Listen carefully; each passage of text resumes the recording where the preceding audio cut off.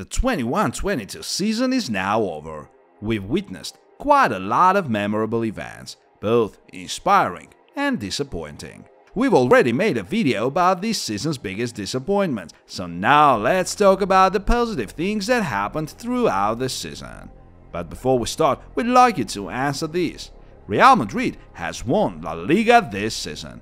How many league titles do Real Madrid have now? 25, 30, 35, 40? Leave your answer in the comments, and we get started. The Premier League dominance. The Premier League has proved itself to be the best league in the world, with its immense level of competition, both for the title and for survival.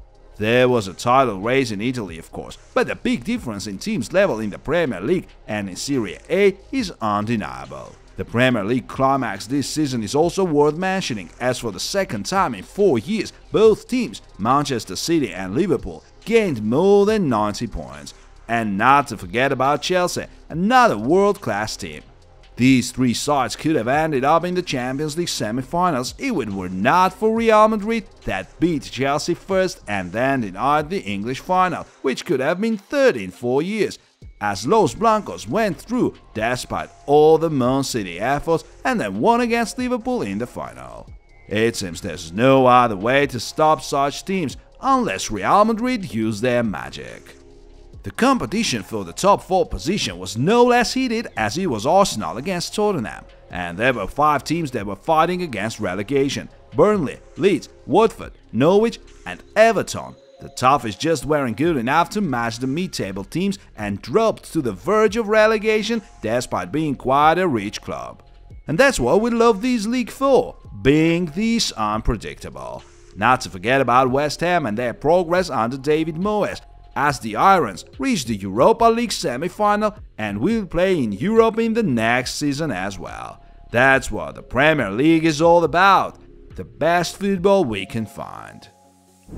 The great Benzema. Karim Benzema is just great.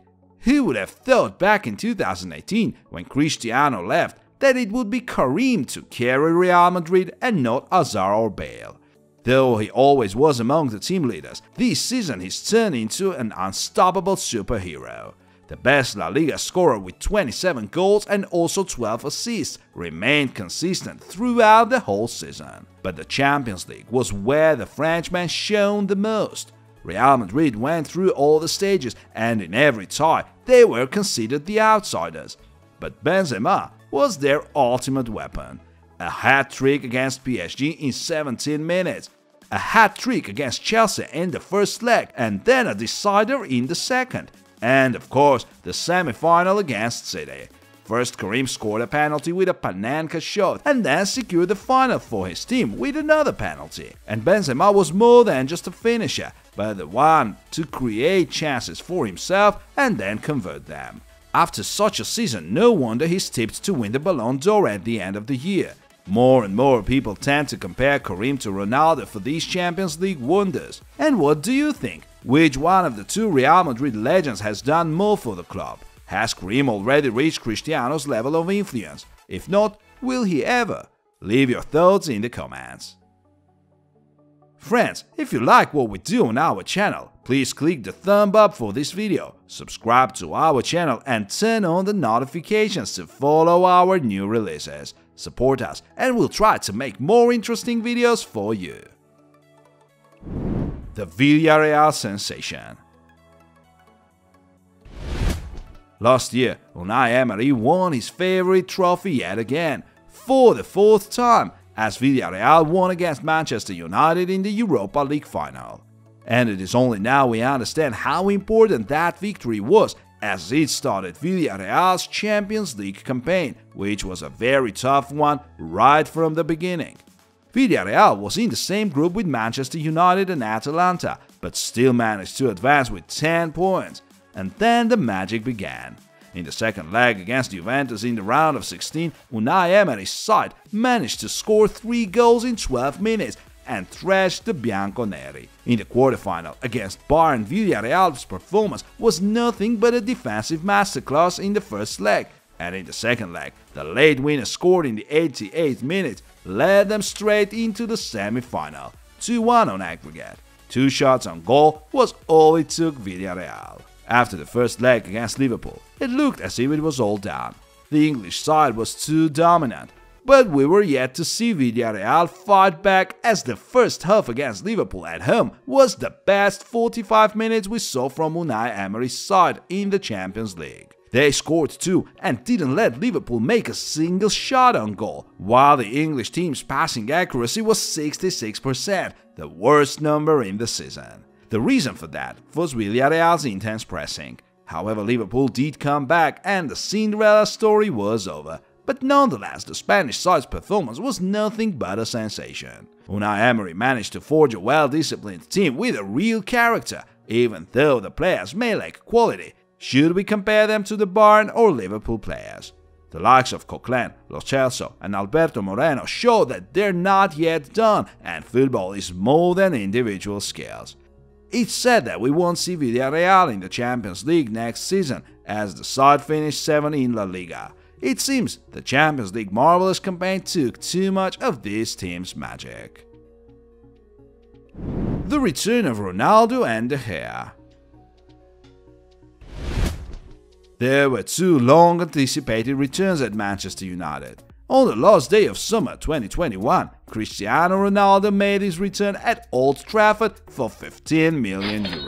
The Portuguese had already been playing for United from 2003 to 2009, so the return of the living legend caused so much hype that even the official Man United website couldn't handle all the visitors and was running with interruptions. And it wasn't only about the hype, as Ronaldo proved that he came back to play football. In his first game, he scored a brace against Newcastle and scored against West Ham. And his Champions League performance was outstanding as always. Cristiano scored in every game he played, and 3 of his goals came late, after the 80th minute, and brought vital points to Manchester United. The Portuguese lacked trophies to make his triumph complete, but to be honest, it's not like anyone expected this Man United to win something. However, Ronaldo himself is still absolute world class. 18 goals in the Premier League make him 3rd best goal scorer, even though he played less than Son and Salah. And what tells even more than that is the fact that Manchester United failed to win a single match without Ronaldo this season. Another return is David De Gea, who finally got back to his former self after his form dropped for a couple of years, so the Spaniard even lost a place in the first 11. But this season David finally found strength to get back to his level, and now is among the best Premier League keepers and one of the 2 best players at Manchester United. He's been saving everything this season and carried the team into the Europa League zone. For quite a long time, David was the Premier League leader in terms of saves and was named the Player of the Month at Manchester United 3 times, in November, December and January, and once the Premier League Player of the Month. All in all, it's likely that this season has been his best ever. But even though the Spaniard has been outstanding, it should be a concern for the club. Why is it De Gea, the 31-year-old keeper, who was considered finished not that long ago, to be their best player despite the likes of Sancho, Rashford, Pogba and Bruno Fernandes? Barcelona's progress. After a couple of terrible seasons, there's finally some hope for Barcelona. On October 27, 2021, Ronald Koeman, the former head coach, was sacked. At the moment, the team was in ruins after a shocking start, so the club's position in La Liga, combined with the football the team was playing and embarrassing defeats in most important matches, left the board no other choice but to sack the Dutchman and appoint Xavi, the club legends the fans have been waiting for. However, it's not like he fixed everything straight away, as Barca still got relegated from the Champions League after they suffered a heavy defeat against Bayern and then played in a draw against Benfica. But in the end, Xavi's persistence was not in vain, as there was a solid no-lose streak of 15 games in La Liga, from December to April. The new coach has finally put an end to embarrassing defeats in big matches: 4-2 against Atletico and Napoli, 1-0 win against Sevilla, and of course 4-0 against Real Madrid at Santiago Bernabeu, a glimpse of that very Guardiola's Barca. And most importantly, Xavi has already brought back the Barca philosophy: dominance, possession, and spectacular football. Even though the team still may be inconsistent at times, next season Barcelona will be way more competitive and won't let Real Madrid win La Liga that easily, that's for sure. ERIKSEN'S return. We couldn't help but watch Christian Eriksen closely after he had a cardiac arrest in the Euro 2020 match. He was taken to hospital immediately and was in a more than serious condition. Nobody thought about him returning to the pitch at that time. But then he got better and got an ICD fitted to his heart, so his long recovery began. For months, his future was uncertain as no one could say if he could play football once again. But in December 2021, he was allowed to train again, and he trained with the Odense youth team, the club he spent 4 years at as a teenager. At that time, Eriksen was no longer an Inter player, as the Serie A rules forbid footballers with ICD to play. In the end, he was signed by Brentford. On February 26, he made his return to the Premier League, and a month later to the national team. In his first international game in 9 months, Christian scored a fantastic free kick. And he did well on a club level too, with 1 goal and 4 assists for his new club. Without a doubt, ERIKSEN'S return is one of the best moments of the season. MBAPPE'S contract extension. After Real Madrid beat PSG in the Champions League round of 16, there were few doubts about Mbappé joining Los Blancos in summer. The rumors were saying that the agreement was reached, and they seemed really trustworthy, as the Frenchman is known to be a Real Madrid fan since he was a child.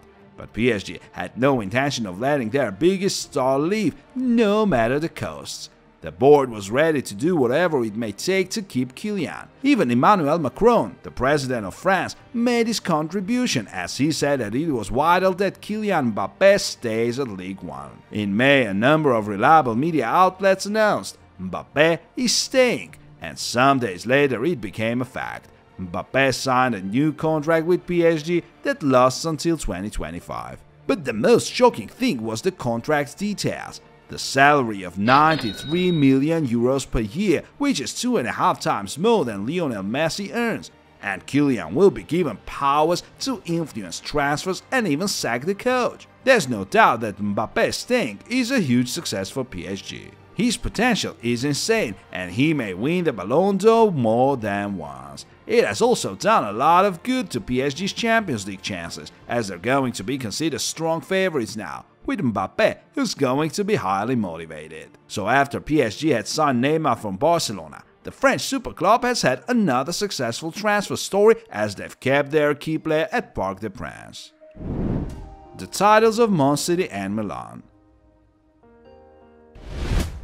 We've already mentioned the Premier League, now let's talk about the title race. Once again, it was Liverpool versus Manchester City. The gap between these two teams was 14 points in January, but after Liverpool's winning streak, it became only 1 point difference. Just think of it, 15 minutes before the final whistle of the final match of the season, it could have been Liverpool to lift the trophy, as City were trailing 2-0 against Aston Villa 76 minutes in. Steven Gerrard could have become a Hollywood hero and helped Liverpool win the title. And the one to score the second goal for Villa was Felipe Coutinho, the ex-Liverpool player. Meanwhile, Klopp's team were trying to score against Wolverhampton. 1 goal was all they needed. But miracles started happening at Etihad, and City turned it around in 5 minutes. Gundogan came in as a sub and scored 2 goals, and Rodri scored another one, 3-2. The Liverpool players, however, didn't know about it and thought that 1 goal would win them the title. When Salah scored a winner in the 85th minute, the players started celebrating as if they won the Premier League, but the fans at the stadium, who were following the City-Aston Villa match, told them the truth. It was not enough. The trophy was going to Manchester. Meanwhile, at Etihad, the final whistle was blown, and Manchester City won their 4th Premier League title under Guardiola. Congratulations, it was 100% deserved. The spectacular football they've been playing throughout the season and the determination they showed in the very final moments have made them champions of England. Liverpool, at the same time, were also heroes who fell short of luck and lost 2 major trophies because of that. Now for the Serie A winners, AC Milan. The Rossoneri won the title race that was no less heated as there were 3 teams aiming for the title: Milan, Inter and Napoli. In spring, however, Napoli were already too far behind, and it became clear that it would be one of the Milan clubs, so the derby at San Siro was more important than ever. Both teams showed fantastic football and proved themselves worthy of the Scudetto, but there could be only one winner, and it was AC Milan. Olivier Giroud scored a brace for the Rossoneri in that memorable comeback against the fierce rivals. Since then, the momentum was on Milan's side, and in the end they won the title 2 points ahead of Inter. Stefano Pioli, the head coach, led his team to the first league titles in 11 years, and it took him only 3 years to forge such a team. And of course, we must mention him, the one and only Zlatan Ibrahimovic, the Milan legend, the only player in the squad who was at the club 11 years ago, and this Serie A is his 5th. 2 with Milan and 3 with Inter. Can Zlatan make these numbers equal next season? What do you think? Real Madrid's another triumph. We've already told you about Benzema and how great he is, but we must also give credit to Real Madrid, the La Liga and Champions League winners. And things were pretty easy for them in Spain, as even in January it was pretty much over. And Real Madrid did win the title 13 points ahead of Barcelona. In the Champions League, however, there was a real drama, as the team was always on the edge, but found strength to come back and win time after time. Every tie can be called the Champions League's finest. The comeback against PSG and that very Benzema hat-trick, the miraculous turnaround against Chelsea and the most intense tie against City. Against all odds, they made it into the final. And the final game of the season was against another English super club, Liverpool. It ended up being way less dramatic, but nevertheless there was another Real Madrid's win. Of all their Champions League campaigns, this one was probably the best. Los Blancos made us believe in magic. The 36-year-old Modric was dominating the midfield and made 4 assists in the Champions League, and these assists came at the right time. Just look at him dribble past all the PSG defense before Real Madrid scored their 2nd goal, and his Trivela pass to Rodrigo that saved the day for Los Blancos against Chelsea. Another hero is Vinicius Jr., the one who amazed everybody with his remarkable progress. 3 times he assisted Benzema against PSG and Chelsea, and apart from that, he couldn't help but show his dribbling skills and pace, making fool of Fernandinho. And the Brazilian's goal in the final was the best way to end the season. And not to forget about Thibaut Courtois, who was making save after save. Saved the penalty taken by Messi, then saved the late close-range shot by Grealish. Even the referee didn't see that he went for a corner. And in the final against Liverpool, 9 saves was the Champions League record. Thibaut made the Liverpool attackers grab their heads in despair. There was no way to score against this guy, it seemed. Rodrigo's impact should not be overlooked either, as he was the one to score so late in the game against Chelsea and Manchester City. Against City, Real Madrid were trailing 5-3 on aggregate 90 minutes in, and the young Brazilian, who had just come in as a sub, scored 2 goals in 2 minutes and forced the extra time. And of course, there's one more name, Carlo Ancelotti. By the way, he had already won the Champions League with Real Madrid. It was 8 years ago, and there was also a comeback in the final. But this time the Italian has outdone himself. Now he's the only coach to have won the Champions League 4 times, and also the first coach to have won all the top 5 league titles in Italy, England, France, Germany, and now in Spain. It's pretty possible that he will remain the only one to have done so forever, and there's no wonder that such a special coach is in charge of such a special team. Real Madrid and Ancelotti are meant to be together and win together. Bravo Carlo, bravo Real Madrid. Fans getting back to the stadiums. The 2021 season was unique, and you know what we mean. The COVID restrictions made the clubs play behind closed doors, with no fans watching from the stands. Fortunately, the fans are finally back, and they did add a lot to football. Some of the performances we've witnessed throughout the season will go down in history, like the one from Eintracht Frankfurt in No Camp. 20,000 German fans got the tickets thanks to resellers, so the away game seemed like a home game for the German side. As a result, the Eagles left Barcelona no chance and went through.